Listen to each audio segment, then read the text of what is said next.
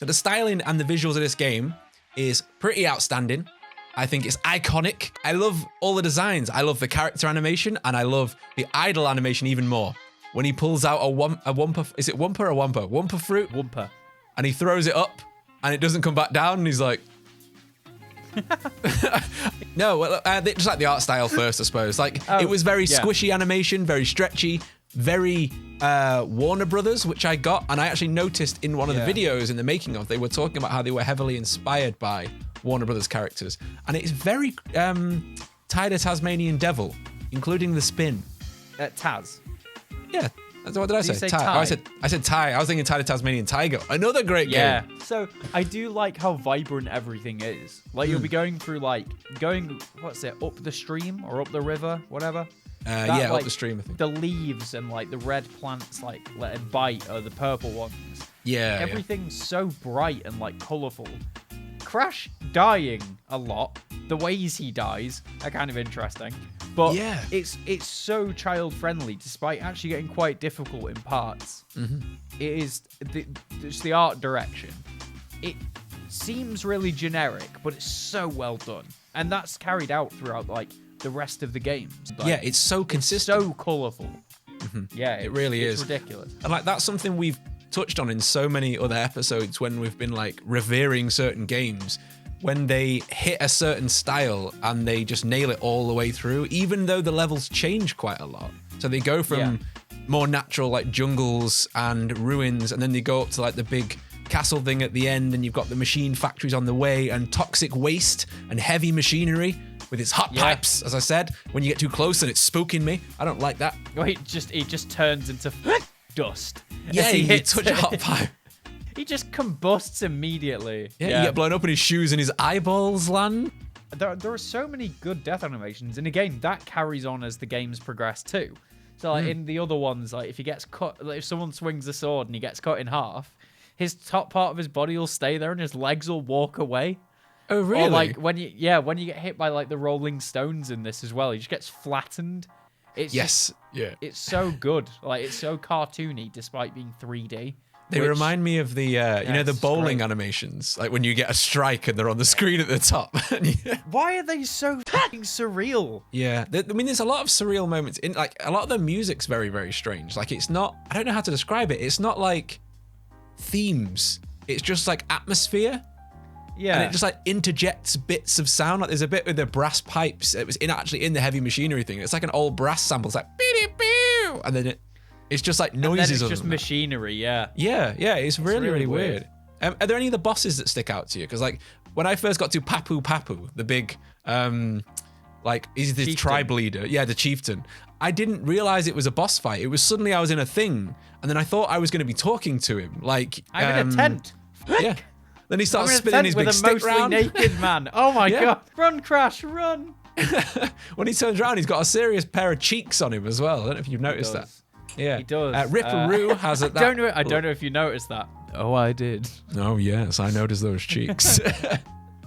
Ripperoo's got that laugh sample. It's like it's been used in loads of things, but it's sped up even more. Yeah, I think Ripperoo is probably my favorite out of those. But it's awkward as because I remember it being a really hard fight when I was younger. Yeah, literally the top right and top left squares never get touched. Yeah, I noticed that. They are after a like few tries. Yeah, the safest place. I was a moron as a child. It's me feeling like a moron now, knowing that it took me a while. No, the timings are awkward because you got to be like, right. In the end, I was like, I'll jump on him, and if they get him, they get him. Yeah. Because I was like, planning this out was just going to take ages. Especially getting VODs. Yeah. Knowing that it's like those ones are safe, I was like, God, I was a stupid child. How did I not figure that out? I was like, everything is off limits. I must move. Got to keep moving. Yeah, I don't know which of my favorite bosses was. I actually quite liked the scientist guy at the end who turned into like a giant Frankenstein, and you had to like jump off stuff. And like the only other boss that gave me any trouble was the pinstripe Potataroo. His last laugh, I can't even say his name. Pinstripe Patutaroo, or whatever his name is. Potaro? I just saw Pinstripe Pot is what shows his name, I'm pretty sure. And I was like, fair play. Yep, that's it. some reason he's got a Tommy gun and he's jumping about an office and he's a mobster. Yeah, that one's a bit real to life, isn't it, compared to the other ones? Yeah, like, he's like a CEO, isn't he? This one's just got a gun. Like, yeah. I mean, if anything, he should be the general. Like, just give the animals guns. Well, the other bosses are like, oh, we've got a koala who throws rocks. We've got a big chieftain who's not an animal. He's just a bloke. Yeah. And then we've got, I don't know, like Cortex.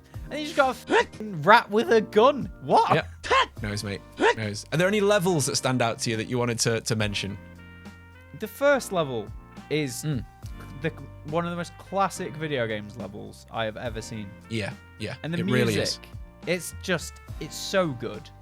But I think I always quite liked the up the river level. I can't remember what it's called. Something about that. And the Bridge Too Far one, despite being an absolute bastard, is very good.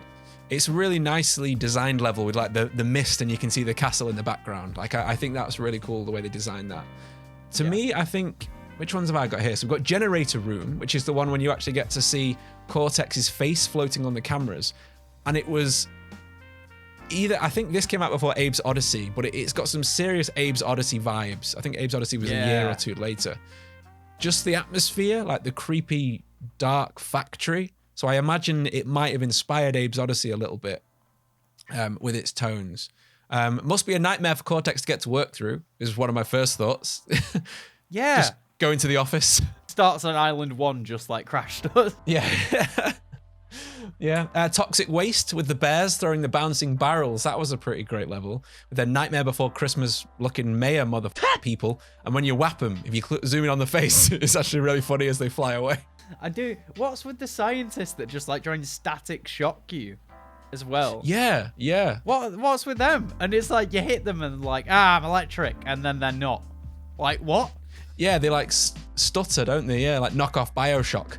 They again, the sound sample, when you knock them off, it's they go like, yeah, it's like, the really famous scream sample, the one that isn't the Wilhelm scream. It's the other one that was in the start of Real Monsters, if anyone remembers that from Nickelodeon. It's the same sound sample. My final one to mention is Slippery Climb, which is the way going up to the final 2 levels. Why is there such a long level? Some of these levels take ages. And the platforms that have, you can't calculate the way they move. It's like a pin that moves sideways. And then it's got these platforms that rotate around it, but they go like all over the shop. Yeah. And you're like trying to calculate where to jump, and it's like, I can't even see how they move. Yeah, at a certain point, I was just like, I'm just holding forward and jump and hoping. Yeah, just hoping. It tended to work, yeah. Yeah, sometimes it does. Like, you manage to time it quite right. I did like the little grabby arms sticking out of things that you had to like jump on. That was really, really cool. But yeah, that's pretty much everything for me. Like, I think, other than the smashing crate face was pretty awesome. When you miss ones and he's like, he shields himself and they drop on his head. And then he's like, I love his face. Where do they come from? You know what I mean? Is Aku Aku just like, you fucked it, Crash? You missed these. Hey, I've had to go back and get him. You ginger bastard. Like, he's throwing stuff at him. Carrying him on top of his little mask head, like floating him around. So there is 100% weird ending, Jordan. When you get to the end, Crash flies away on a weird thing. And he's being carried by Tawna. Yes. I want to know, have you ever 100%ed it? No. And I really hope I never have to, because that sounds like hell. Well, that's the challenge for this week. No. I'm out. Just quits Grief Burrito. He's gone. Yeah. I don't know how people do it. Like, to try and get all the blocks is really, really hard. Like, there's a few levels where I tried, and there's a lot of stuff to get where you have to. There's like the gems and the keys. Like, I don't even find any of those. Yeah, you got to backtrack. Like, even the first level. Like, really? You got to do the right track, and then you got to walk back on yourself to the left one, and then go. Ah, okay. Like, you can't. Yeah, literally got to backtrack in like the first level or 2. No way. Right. Well, it is ridiculous. I'm not going to do that. I'll watch some other people do it because I don't have the time. But I'm just going to watch the ending on YouTube because we live in 2022 now. The future. The future is here. It is. Whoa. Yeah, I did like it, and I like some of the history behind it. I did have a look at how the game was made. The developer actually just cut out 30% of the PlayStation's library code, was just like, no, We don't need that. And that's why Crash looks so much better than a lot of other games at the time. Like, he was comparing it to the first Lara Croft, the first Tomb Raider game, and how it's like all the corridors are square blocks, the textures are absolutely ass. But Crash Bandicoot had like curvy platforms and like all this extra music. The textures are all crisp and colourful, whereas all the other ones look. And it's because he just went through and hacked stuff up just to make space for extra game. All of the Crash Bandicoot games came out within like, I think, a year and a half of each other, maybe less. Really? All the first 3, rather. Yeah.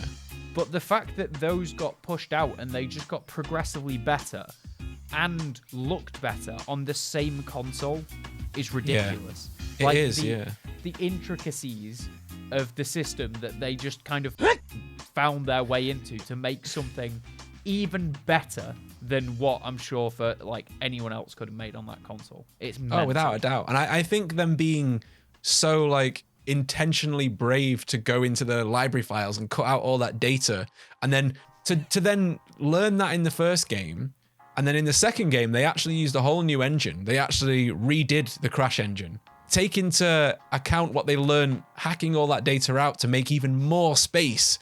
Because Crash 2 was really like, it was almost the way like Mario 64 did it with like a hub level, wasn't it? And you went through portals. Like that's what I remember. That's my fondest memory of being in that part and being able to jump through the portals to go to different areas. That's my fondest memory. Ever. That's it. It's like, Podcast ends there. Yeah.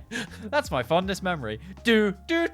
So, what do you think, Jordan? Is this a classic? Is this a Burrito Classic? You don't have to ask, mate. It definitely is. It definitely is. How Even as someone be? who struggled through this, I've got to say that it is. Like I enjoyed it, and it was the same. It's the same as Sonic. Like to get through it was, some parts was a nightmare. Yeah. But it made waking up from the nightmare all so much better, and to look back and laugh through the nightmare. I had this crazy dream last night. I love it. Memories. Nightmares. So yeah, I think it has to be in there. I think it's undoubtedly a classic. If you like this video, Jordan, where can they find you to see more? They can, if you want to see more of me, you can check. You can find me at the Mr. John Court on Twitter. And where can they find you? You can find me at HasWild on Twitter, and you can find the podcast at Grief Burrito. And YouTube probably thinks you'll like this video up here, so make sure to click on that.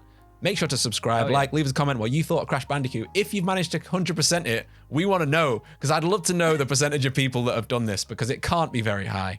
They're all liars. They're all liars, Harrison. Oh, liars! Liars! I also heard this week that Kendall from the Middle podcast loves Halo and is dying to watch the series. I'm adding this because he's saying that he's struggling to find a soundbite of his name. And I always knew... Kendall. Hey, Kendall, I always knew he was a great man, you know? I knew he had great taste. I looked at him right in the eyes. I wanted to get up close, slide our eyelids together, touch the lashes and blink, and let's Halo, baby. Kendall, I'm not going to do that to you, so... I am. I'm going to get so close to you, Kendall. Apparently, Harrison... Apparently, guess what happens in the first episode of Halo? What? He takes his helmet off in the first episode. What? That's it. End of the episode. Let's go, Jordan. Bye. Bye.